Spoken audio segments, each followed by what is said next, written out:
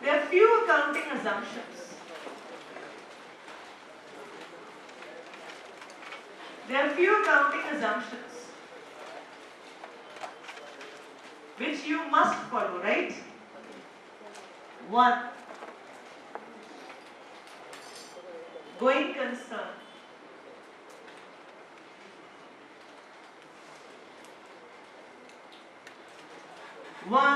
Going concern.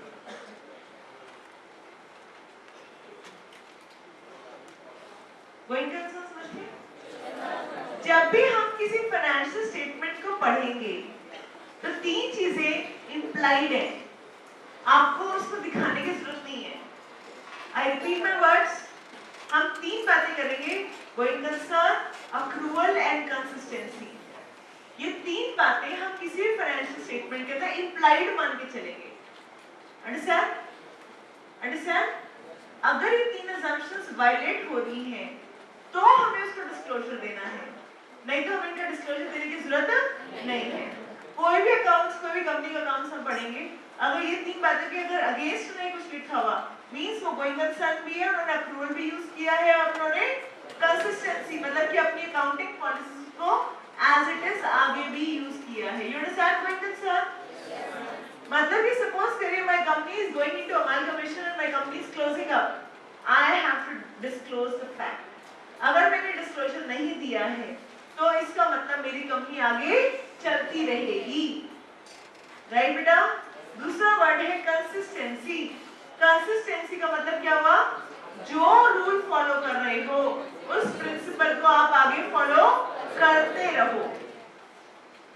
जो rule follow कर रहे हो वो रूल आगे भी फॉलो करते ही रहना है। This is called as consistency, right? मतलब अनलेस कि अभी हम पढ़ेंगे कंसिस्टेंसी के अगेंस्ट क्या ऑप्शंस हैं। Let's see, right? कंसिस्टेंसी के अगेंस्ट हमारे पास 3 ऑप्शंस हैं, हम will discuss in this year only. And third is approval. जहां जहां आप अप्रूवल प्रिंसिपल को वायलेट कर रहे होंगे, आपको ये फैक्ट मुझे मतलब बुक से बताना पड़ेगा कि आप अप्रूवल फॉलो नहीं कर रहे हैं। अगर ये तीनों के बारे में कोई नेगेटिव स्टेटमेंट नहीं है तो हमें मान के चलेंगे कि आप ये तीनों चीजें फॉलो कर रहे हैं। Understand? Do you understand approval? P&L is made on accrual basis. You don't understand accrual? जो जिस साल का है वो उसी साल डाला जा रहा है, जो उस साल का नहीं है वो साल नहीं डाला जा रहा है, वो आगे कैरी ऑन किया जा रहा है आउटस्टैंडिंग प्रीपेड की फॉर्म में। You understand this? पक्का हो गया? Now is Accounting Standard 1. The next point.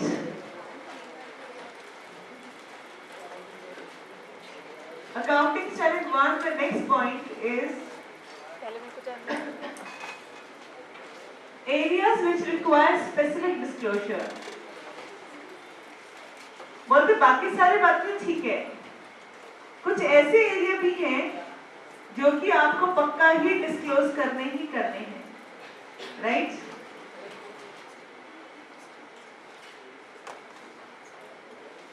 आप उधर आइए, मेरे बैठे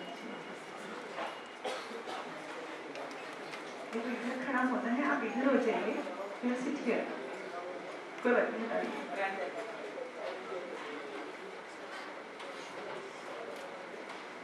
हाँ जी। So what I want is कि हम कुछ ऐसे एरियाज डिफाइन करें जहां पर अकाउंटिंग स्टैंडर्ड कहता है कि हमें चीजें फॉलो करनी ही है, there is no other option, right? 1. Goodwill. Goodwill की अगर कोई एडजस्टमेंट होती है ड्यूरिंग द ईयर तो आपको वो गुडविल की एडजस्टमेंट करनी ही पड़ेगा, दिखाना ही पड़ेगा कि क्या एडजस्टमेंट की है, ओके? एज अ रिजल्ट जब हम पार्टनरशिप के वर्किंग नोट्स पे जाएंगे तो मैं आपको हमेशा बोलूंगी कि जब भी आपके पास पार्टनरशिप का क्वेश्चन आए तो आपको गुडविल की एक अलग से एडजस्टमेंट्स करनी है, ठीक है? मैं आपको अलग से दिखाना है वर्किंग नोट की फॉर्म में। 2. इन्वेंटरीज, मतलब कि स्टॉक की एडजस्टमेंट भी आपको अपने आप करनी है। और दिखानी है, डिस्क्लोज करनी है।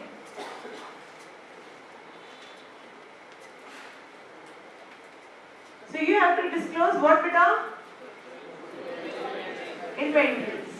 Whatever policies of inventories you are using, you disclose it. Third, investments. इस लिखते जाना है fixed assets, depreciation, retirement benefits and contingent liabilities. These are the 7 items जिसके ऊपर आपको डिस्क्लोजर देना कंपल्शन है।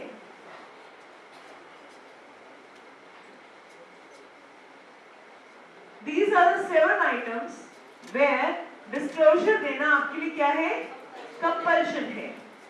इनके अलावा जितने भी डिस्क्लोजर्स हैं वो आपको देने हैं depending on other years, but इनके बारे में आपने जरूर बताना है कि इस ड्यूरिंग द ईयर क्या क्या हुआ, कैसे कैसे हुआ।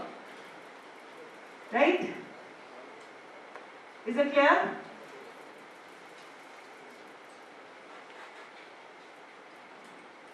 Next,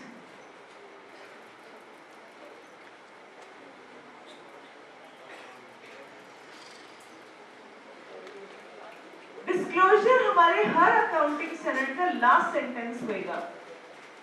right? जब भी डिस्क्लोजर वर्ड आएगा बच्चे बड़े खुश रह रहे चलो एक अकाउंटिंग स्टैंडर्ड खत्म हो गया। कहता है कि जो भी आपके अकाउंटिंग पॉलिसीज है सिग्निफिकेंट, वो आपने सब डिस्क्लोज करनी है। मिनिमम आपको बता देंगे, इन्वेस्टमेंट बताना है, स्टॉक के बारे में बताना है, retirement benefits, fixed assets, depreciation, ये तो मिनिमम बताया आपको। बट इसके अलावा भी आपको जो और अकाउंटिंग सिग्निफिकेंट पॉलिसीज नजर आती हैं, you have to disclose what policy you are using, how you are using, right? उसकी वजह से प्रॉफिट पे क्या इफेक्ट पड़ रहा है and so on. Now, very important, क्या कंसिस्टेंसी का रूल वायलेट हो सकता है? Answer is yes, it can be violated only in 3 conditions. मतलब कि can you change your accounting policy? Question is, can the accounting policy be changed? Answer is yes, you can change your accounting policy. 1, if there is change in law, right? मतलब कि finance minister जी बोलते हैं आपकी बार से tax का rate इतना, हमारे Najib ना कौन सा बढ़ाया आपने, हम नहीं मानते, हम तो कंसिस्टेंसी फॉलो कर रहे हैं ना, हम तो पुराना रेट देंगे। बोले आपके ऊपर ये नया टैक्स लग गया, हम बोले नहीं जी हम तो कंसिस्टेंसी फॉलो कर रहे हैं।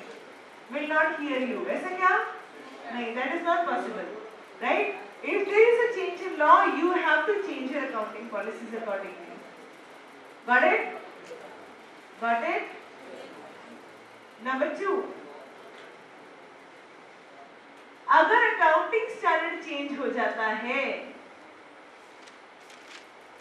अगर अकाउंटिंग स्टैंडर्ड चेंज हो जाता है तो भी आपको पॉलिसी का डिस्क्लोजर देना है। You can change your policy. You have to change your policy. So if there's even a point where you have to change वाले में आगे, can में नहीं है, ऑप्शन नहीं है मेरे पास। अगर ये चेंज हो गया तो मेरे पास can है कि have है? Have है, why? Because all accounting standards are mandatory, right? Laws are mandatory. They are not in my hand. It's not up to my wish whether I want to follow नया वाला GST or not. मान लो GST है, मैं नहीं मानती GST वेस्टी क्या होता है, हम तो वही पुराना वाला सर्विस टैक्स लगाएंगे, right? Is it possible? No. The new act comes, you have to follow the new act. It is have to. If new AS come, you have to follow the new AS. That is also have to, right?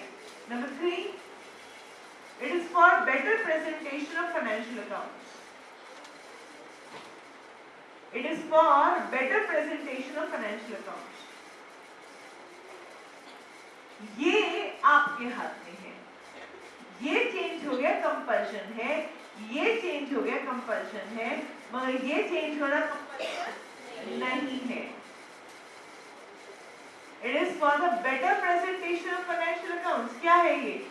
आप ऐसे chartered accountant समझते हैं, नहीं ये वाला method ठीक नहीं है, मुझे कोई और मेथड यूज करना चाहिए, राइट? या हम अगर इस चीज की वैल्यूएशन इस तरीके से करेंगे तो that will be more true and fair, right? More realistic. You can change your policy. क्या इसे कोई फ्रीक्वेंसी बताया उन्होंने? नहीं नहीं, वहाँ ऐसा भी नहीं होता कि आज आपने अकाउंटिंग स्टैंडर्ड चेंज किया, अभी तक आप सपोज करिए कोई सम ऑफ डिजिट मेथड यूज कर रहे थे डेप्रिसिएशन के लिए, अब आप बोले नहीं नहीं नहीं sum of digit method is not good, right, means go for straight line. फिर उसके बाद आप 2 दिन बाद बोलोगे या एक साल बाद बोलोगे नहीं नहीं some straight line is also not good, will go for WDV method. ऐसे नहीं होता। आज बोलो ये अच्छा है, कल बोलो ये अच्छा है, आज रेट बढ़ गया उसकी वजह से मैं फीफो यूज करूंगा, आज ये डाउन हो गया इसकी वजह से मैं लीफो यूज करूंगा, आज मैं नया मेथड लगाऊंगा। This is not allowed. पर हाँ, जब जब आपको ये फील हो कि yes accounting policies need to be changed, feel change it.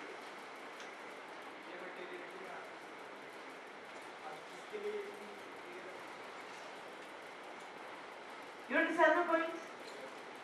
Do you understand my point? लिख लिया आप लोगों ने?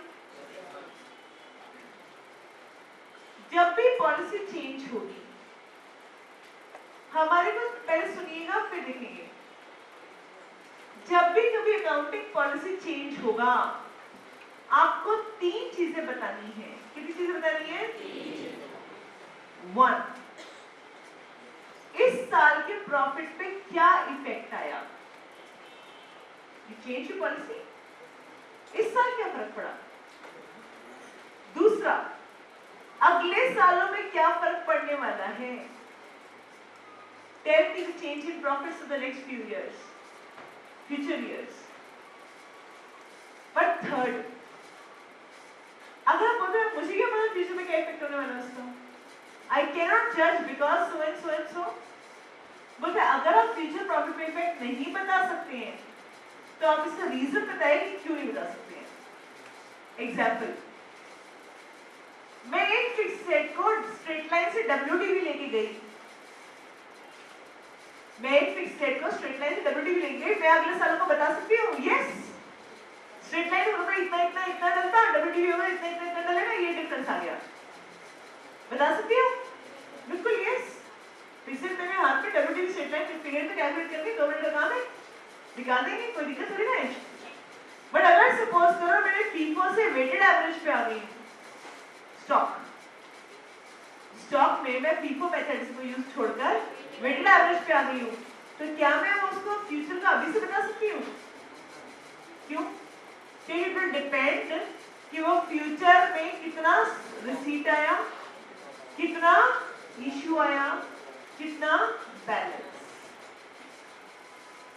क्या रिसीट आया, क्या इशू आया, क्या बैलेंस आया, ये है अपना पूरा काम।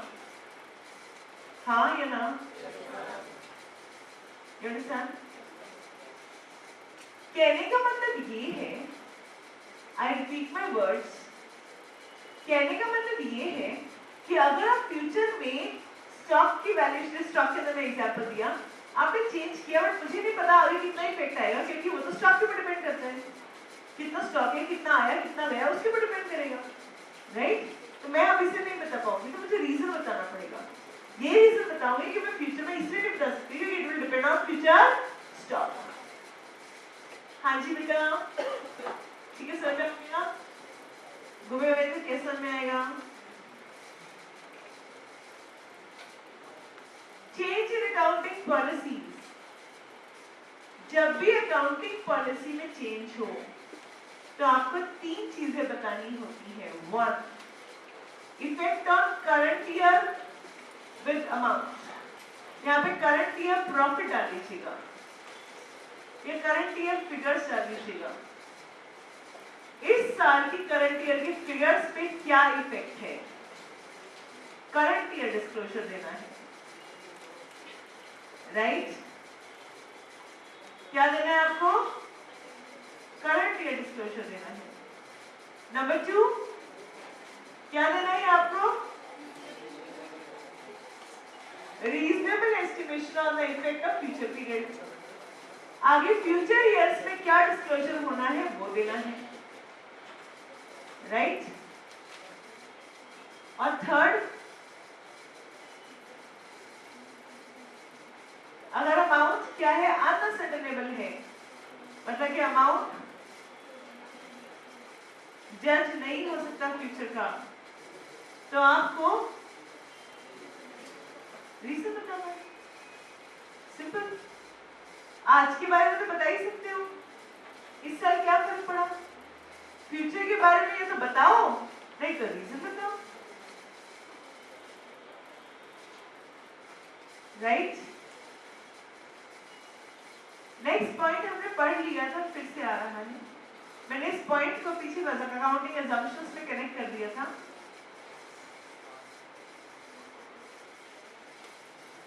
My next point says,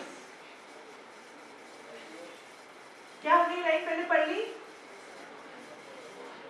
हाँ जी, हमने इस लाइन को भी पार्ट 1 में पढ़ लिया, पहले पढ़ लिया था क्या कि अगर अकाउंटिंग अजम्पशन वायलेट हो रही हो, फॉलो ना हो रही हो, तो डिस्क्लोज करना है। Right? When do you have to disclose?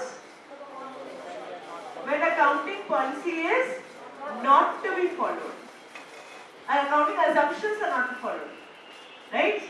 कौन-कौन सी accounting assumptions थी? Going concern, approval and consistency.